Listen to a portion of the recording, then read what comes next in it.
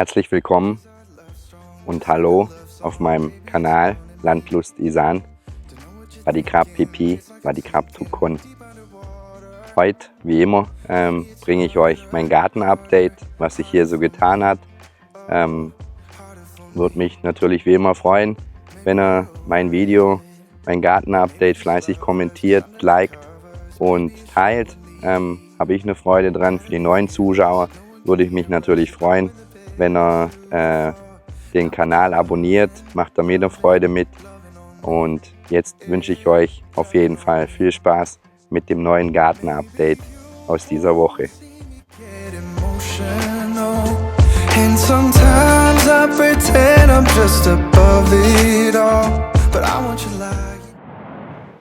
Ja, was hat sich so getan im Garten? Ihr habt ja mitbekommen, es hat hier ordentliche Gewitter mit ordentliche Stürme gehabt. Ich war jetzt die letzten Tage immer wieder dabei aufzuräumen. Es war jetzt gerade gestern und vorgestern mal ein Tag, wo es am Abend nicht gestürmt hat, wo man mal wieder ein bisschen aufatmen konnte. Ja, nichtsdestotrotz gab es viel Arbeit hier aufzuräumen und die kleineren Sturmschäden zu beheben. Es sind ein paar Äste abgebrochen, auch ein paar stärkere Äste, sage ich mal. Ein Baum ist Gott sei Dank keiner umgefallen. Ja, bin ich froh drum. Und ja, war jetzt aber eben die letzten Tage halt immer wieder beschäftigt, um hier aufzuräumen. Und bin selbst jetzt immer noch dran. Die Mangos haben da sehr drunter gelitten. Es sind viele Mangos runtergefallen durch den Sturm. Ein paar konnte ich trotzdem retten. Und das ist ja heute auch so das Hauptthema, sage ich mal. Die Mangoernte hat bei mir mehr oder weniger jetzt begonnen. Ich habe die Woche schon ein paar gegessen oder letzte Woche auch schon. Und ja, da möchte ich euch ein bisschen dran teilhaben lassen. Aber ich würde sagen, ich zeige euch mal jetzt, was sich so getan hat hier im Garten. Ich würde sagen, ich fange hinten an. Ich bin hinten auf dem Grundstück bei den Mangos, wie immer, wisst ihr ja. Ich zeige euch jetzt mal den Baum. Das ist ja der Baum mit den großen Mangos. Da seht ihr, es hängen nicht mehr so viele. Es sind ein paar runtergefallen, eben durch den Sturm. Ja.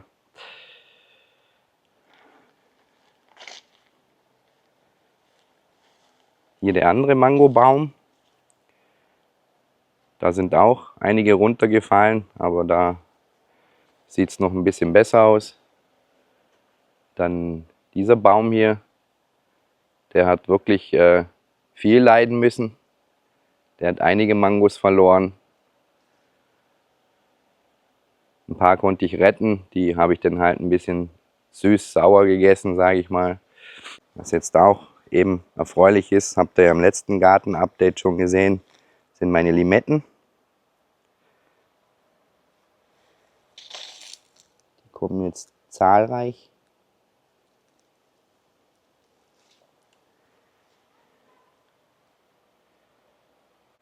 Ja, also Mangos, wie gesagt, habe ich noch welche. Draußen auf dem Land auch.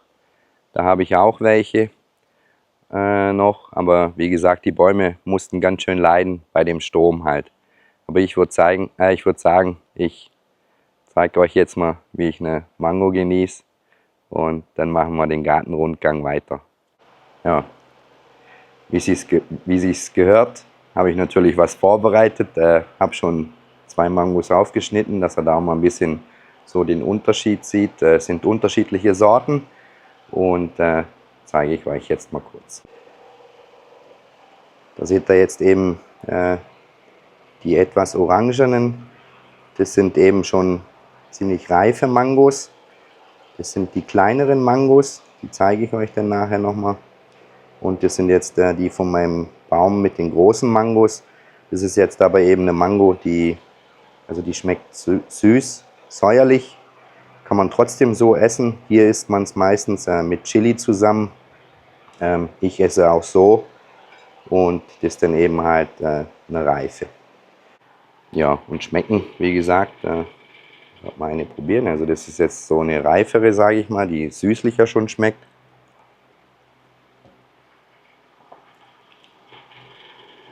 Ja, ist ein Traum. Hier jetzt so eine etwas säuerliche, die dann auch recht knackig ist.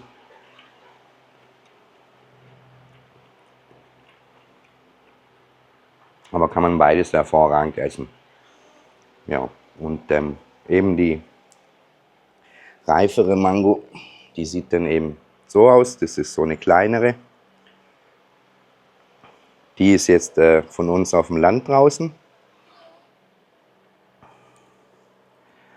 Und dann, das ist dann hier jetzt eben die von unserem Baum, die großen Früchte trägt, die großen Mangos. Die ist jetzt auch schon ein bisschen reifer. Also die wird auch schon ein bisschen mehr süßlich schmecken. Und ja, ihr seht also, ich kann die nächste Zeit jetzt Mangos essen. Es ist endlich soweit und darauf habe ich mich ja tierisch drauf gefreut. Ja, habe jetzt eben letzte Woche schon ein paar gegessen und jetzt heute Abend lasse ich mir sicherlich auch noch mal eine schmecken.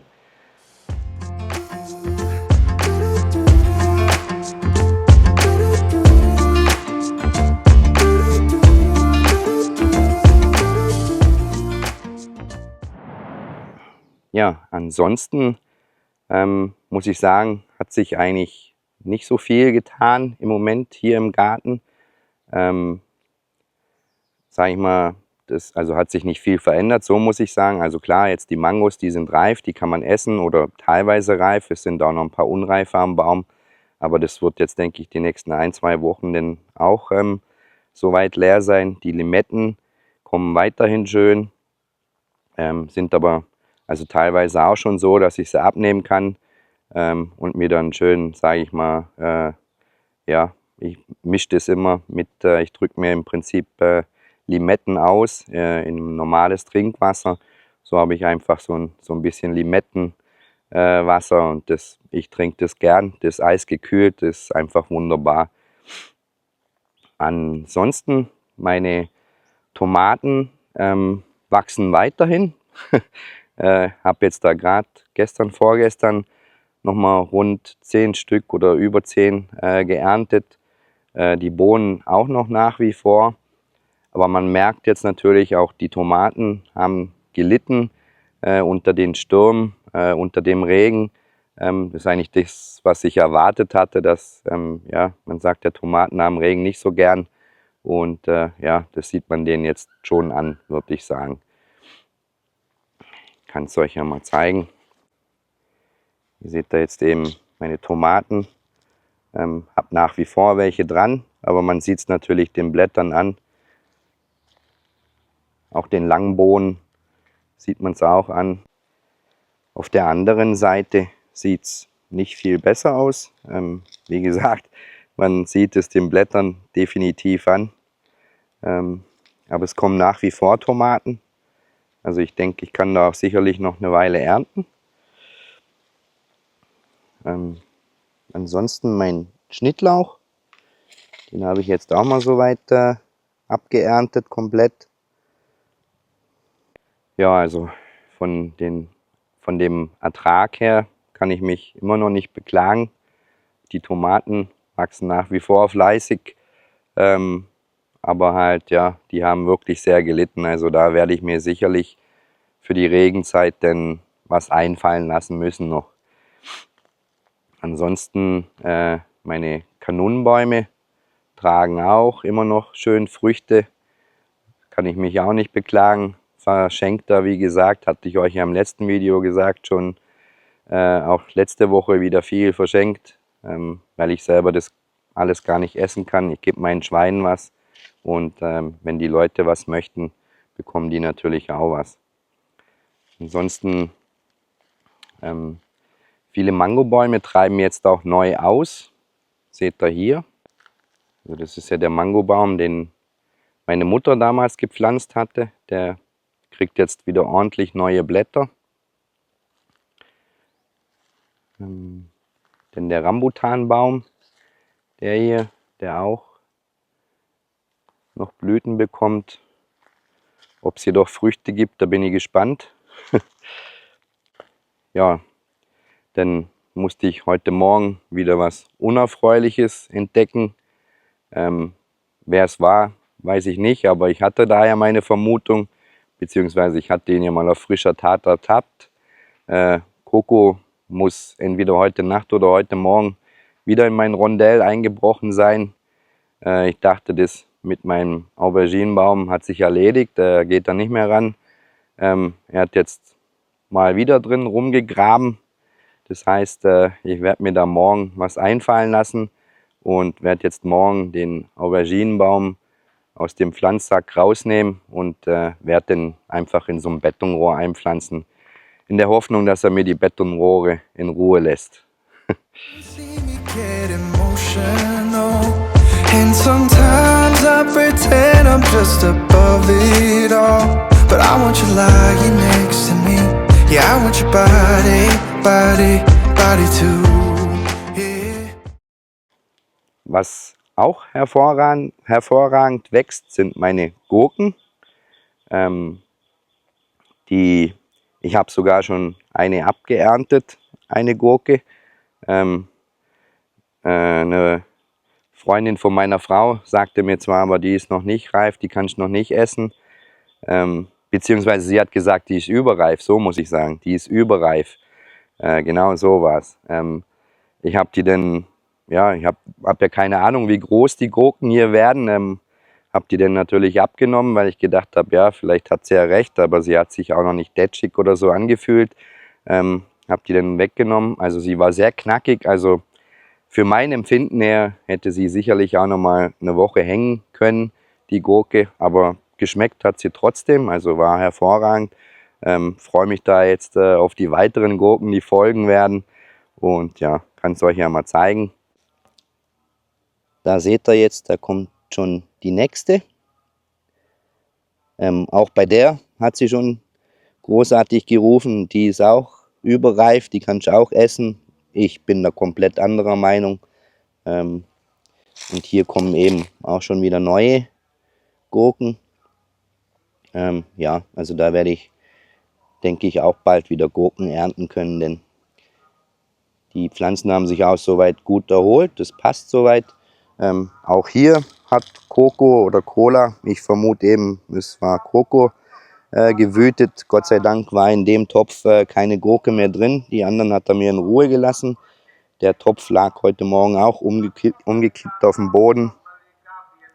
Ja, das sind so meine kleinen Problemchen hier mit den Hunden. Also ja, da bin ich immer nicht so erfreut drüber, auch wenn ich sie beide gern habe und liebe. Aber wenn sie denn an mein Gemüse gehen und ja, an mein Gepflanztes, da verstehe ich dann irgendwie keinen so einen Spaß mehr. Ja. Und ich weiß auch ehrlich gesagt nicht mehr, wie ich es noch schützen soll.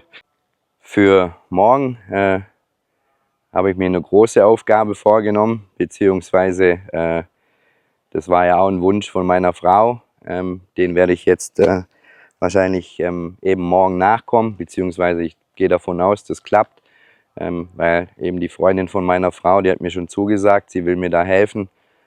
Sie hat gestern zu mir gesagt, ich muss da nicht so lange warten, bis meine Freunde hier Zeit haben, das mit mir zu machen. Sie sagt, sie hilft mir da dabei, und zwar geht es darum, den Bambus komplett wegzumachen hier aus der Ecke. Kennt ihr ja auch, wo wir aufgeräumt hatten. Ich zeige euch das mal schnell. Das ist der Bambus. Ist Gott sei Dank nicht so ein starker Bambus. Den wollen wir morgen eben komplett hier wegnehmen. Das wird dann einiges an Licht für die kleineren Bäume hier bringen. Und ja, weil ich habe hier noch die Überlegung, hier eventuell dann noch ein bisschen mehr zu pflanzen. Aber eben den Bambus, den werden wir morgen komplett wegmachen. Das ja, wird natürlich eine Herausforderung werden, weil ihr seht ja, ich bin heute auch schon wieder nicht am Mittag in Arbeitskleidung, weil also heute wirklich ist es unerträglich heiß und war auch gestern schon so. Ich war gestern draußen auf dem Land, habe dort Unkraut geschnitten bei den Kokosnusspalmen, habe dann anschließend hier hinten noch das Laub von dem ganzen Sturm mal wieder, zumindest die rechte Seite ist fertig, komplett aufgeräumt. Und ja, dann wird sich morgen zeigen, wie lange wir da morgen durchhalten. Sie kommt morgen früh, wir wollen das morgen früh machen. Ich hoffe, dass wir dann Richtung Mittag dann soweit durch sind. Für die Motorsäge ist ein Bambus nicht gerade materialschonend. Deswegen muss ich schauen, ich habe zwar Ersatzketten da, werde dann zwischendrin wahrscheinlich ein bisschen schärfen müssen. Aber ja, ich hoffe, dass ich den Bambus dann morgen mit Hilfe von ihr dann zusammen alles wegbekomme. Und ja, wie gesagt, es ist eine wahnsinnige Hitze. Heute auch schon wieder 42 Grad. Bin jetzt vorher eben nach Hause gekommen, habe die Schwiegermutter wieder geduscht. Die hatte eine mega Freude daran, bei der Hitze dann auch zu duschen. Ja, und jetzt eben somit habe ich dann entschieden, dass ich heute Mittag dann auch nicht mehr so viel mache.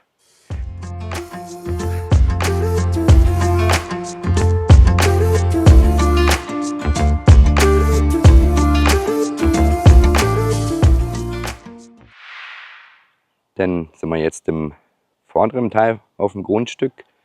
Da hat sich auch nicht so viel getan. Die Blumen, die sprießen natürlich nach wie vor schön. Kann ich mich wirklich nicht beklagen. Trotz der Trockenheit, klar, es lässt natürlich alles die Blätter hängen.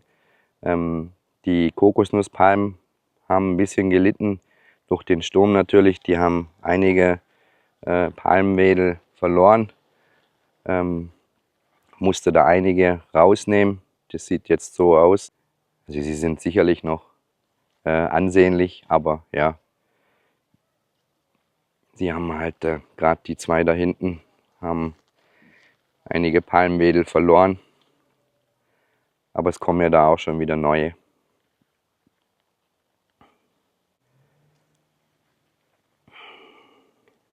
Das ist so das, was sich hier so getan hat von den Kokosnusspalmen.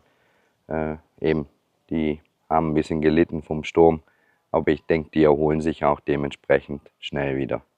Dann für die Fans von den gelben Trompetenblumen, die blühen ebenfalls schön.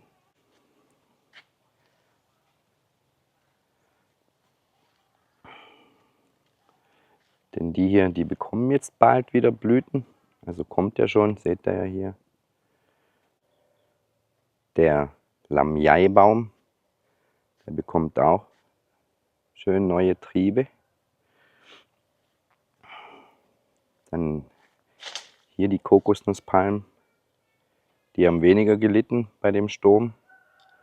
Da musste ich kaum was wegschneiden.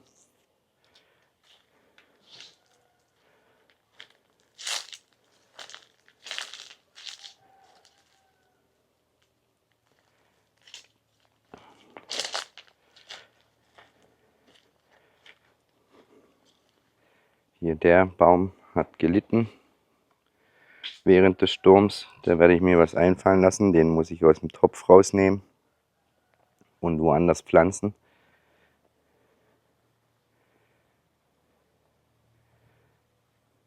Dann hier die Blumen wachsen auch schön noch. Ja, ihr seht, also auch vorne so im Großen und Ganzen hat sich nicht viel verändert. Die gelben Trompetenblumen, die sind jetzt erst wieder so richtig am Kommen. Und ansonsten die Blumen wachsen auch schön nach wie vor. Ja, das ist so, was sich vorne getan hat, eben durch den Sturm. Ich kann euch ja da mal zeigen, auch hier. Dieser Baum hat auch einen ziemlich großen Ast verloren. Ja, also die Stürme haben hier schon ihre Spuren hinterlassen. Bin jetzt da eben, wie gesagt, immer noch dran, ein bisschen aufzuräumen. Aber es eben draußen auf dem Land, den Tieren geht es allen gut. Da ist auch nichts großartig mehr jetzt passiert. Einfach ein paar Aufräumarbeiten. Ja, Was ich dann auch noch sagen wollte mich für gestern entschuldigen, dass ich bei der Live-Premiere von dem Songkran-Video nicht anwesend war. Ich sage es euch aber ehrlich, gestern der Tag, der war wirklich anstrengend für mich. Hab dann gedacht, okay, ich gehe nach Hause, dusch, esse ein bisschen was, habe mich dann aufs Bett gelegt und bin schlichtweg einfach eingeschlafen. Also entschuldigt, dass ich zur Premiere nicht anwesend war, aber ich hoffe trotzdem, dass euch das Video vom Songkran gefallen hat. Loving on me, loving on me.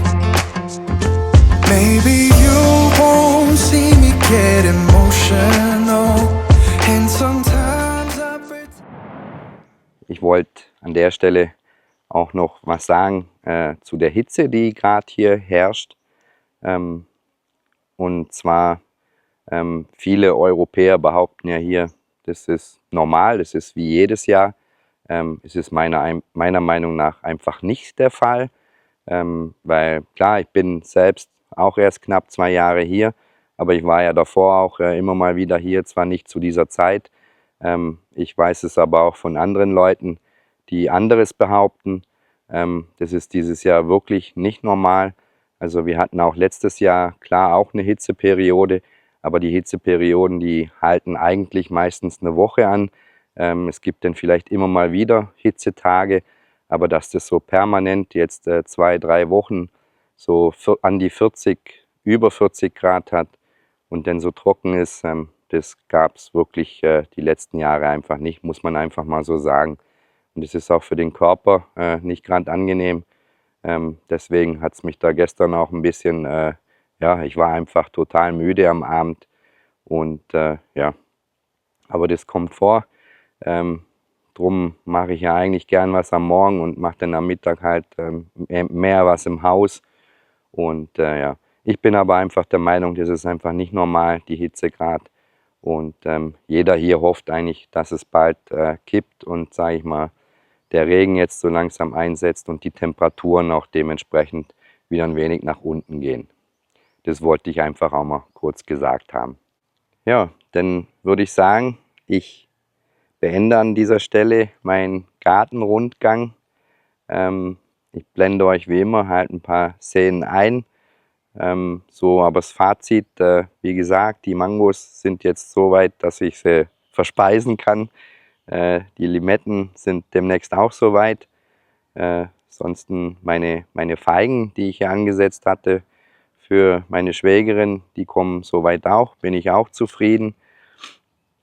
Meine Tomaten, Langbohnen wachsen auch noch. Die Gurken sind jetzt auch am Durchstarten.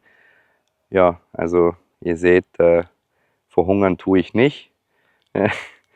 Und ja, wie gesagt, ich hoffe, auch dieses Video hier hat euch gefallen. War mal wieder ein kurzes Update von mir, dass ihr mal wisst, was bei mir so läuft, was auch so die letzten Tage gelaufen ist. Werde euch sicherlich für den Mittwoch da wieder so ein kleines gemischtes Video zusammenstellen. Wahrscheinlich auch mit dem Bambus, den ich dann entferne. Und ich habe mir gedacht, auch für den Mittwoch bringe ich euch auch vielleicht mal wieder ein Update vom Land draußen, was sich da so getan hat. Und dann habt ihr da auch mal wieder einen Überblick, was da so wächst im Moment oder was passiert ist.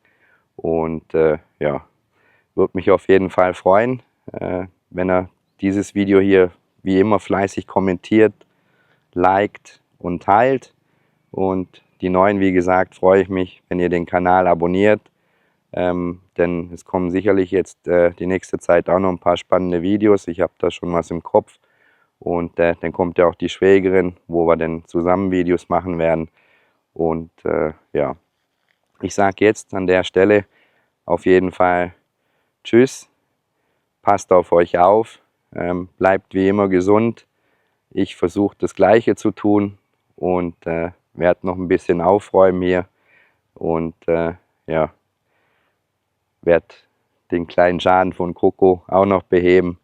Und dann sehen wir uns zum nächsten Video am Mittwoch auf jeden Fall wieder. Ich sage tschüss an der Stelle und bis bald. euer René aus Thailand. Anything that you have to say, can we just leave and walk away, walk away, walk away? Maybe you won't see me get emotion,